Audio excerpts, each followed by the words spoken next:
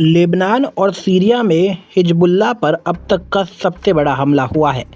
इस serial blast में करीब 8 लोगों की जान चली गई और तकरीबन 2800 लोग घायल हुए हैं। ये विस्फोट पेजर से किए गए हैं।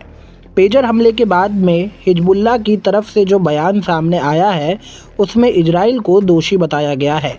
ऐसे में अब सभी के मन में एक ही सवाल है कि ये पेजर क्या होता है और ये कैसे काम करता है। पेजर एक ऐसा डिवाइस है जिसका इस्तेमाल मैसेज सेंड करने और रिसीव करने के लिए किया जाता है। 1990 के दशक के आखिरी और 2000 के दशक के शुरुआत में फ़ोन का युग आने से पहले पेजर का इस्तेमाल काफ़ी ज़्यादा किया जाता था।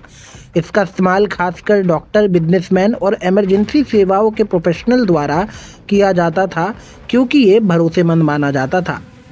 पेजर के काम करने का क्या तरीका है? अब हम पेजर के काम करने की बात करें तो ये रेडियो फ्रिक्वेंसी का इस्तेमाल करता है। जब किसी को मैसेज भेजना होता है तो पेजर नेटवर्क उस मैसेज को सेंड करता है जिसे पेजर डिवाइस रिसीव करता है। जब कोई संदेश आता है तो ये बीप या वाइब्रेट करता है, इसलिए इसे बीपर या ब्लीपर भी कहा जाता है।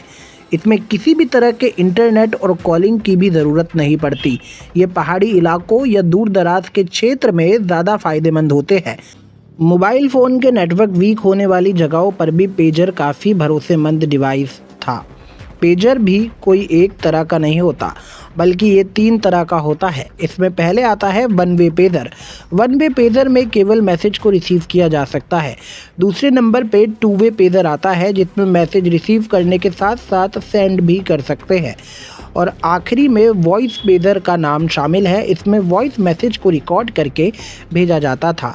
इसके इस्तेमाल में गिरावट की वजह फ़ोन था। जब मोबाइल फ़ोन की शुरुआत हुई तब से पेजर का इस्तेमाल काफ़ी कम हो गया। Mobile phone voice call, text message और इंटरनेट एक्सेस समेत ज़्यादा से ज़्यादा सुविधा देते हैं।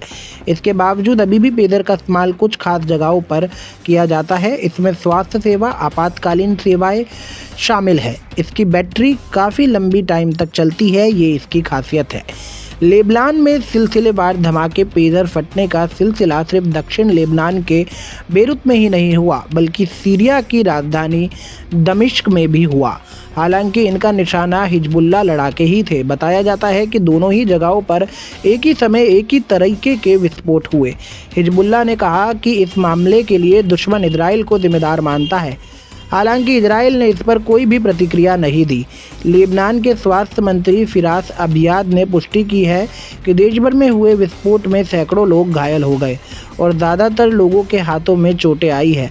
स्वास्थ्य मंत्रालय ने सभी अस्पतालों को हाई अलर्ट पर रहने को कहा है।